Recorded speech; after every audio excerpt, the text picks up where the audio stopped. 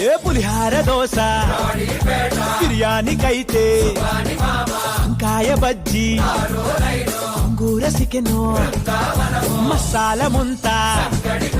మాలు పూరి చిట్టి ఇడ్లీ అరి చెక్క పకోడీ ఇంతకే పడక కడుపే తిడితే సబ్జా గింజల సోడా బుస్సందే పొడికారం నెయ్యేసి పెడుతుంటే ఒక చూరే దారుల్లో నోరూరే